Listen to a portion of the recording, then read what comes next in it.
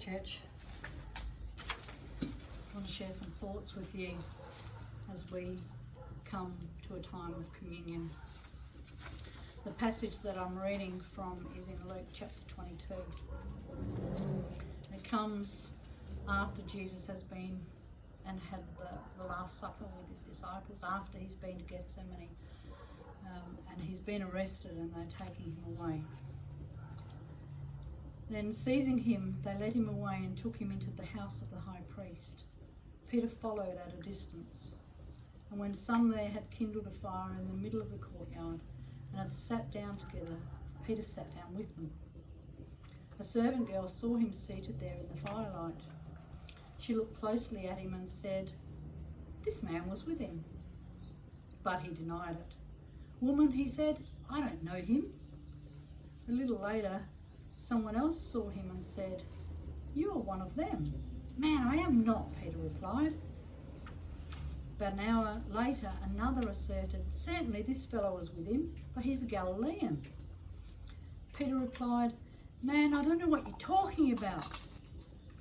Just as the man was speaking, the rooster crowed. The Lord turned and looked at Peter, and Peter remembered the word the Lord had spoken to him. "Before the rooster crows today, you will disown me 3 times. And then he went outside and wept bitterly. I wonder if you've ever thought about why God allowed the cock to crow. Why didn't God just let it slide? Surely Peter felt bad enough that Jesus had been arrested. Why take it to the point where Peter felt so ashamed that he ran away and wept bitterly, the Bible says, which for a man of his time would have been a significant shame of its own.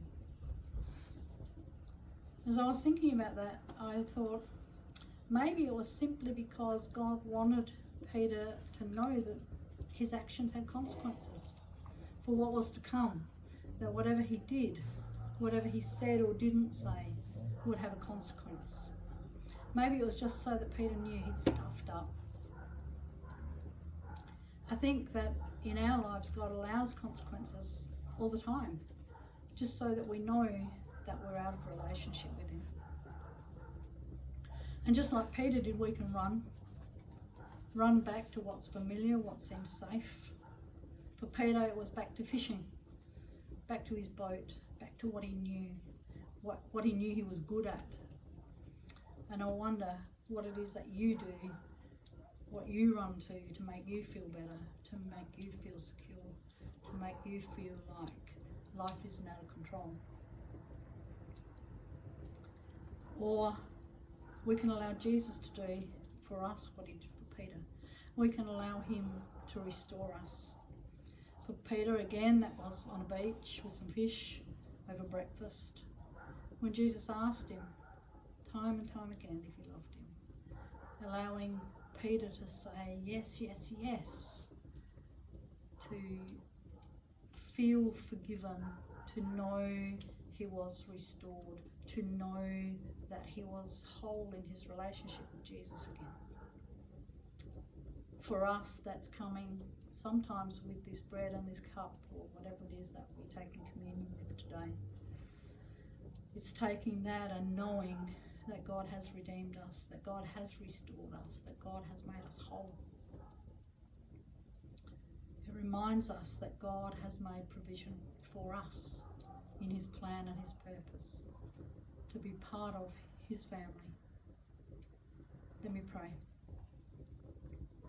Father God, thank you for the provision of Jesus.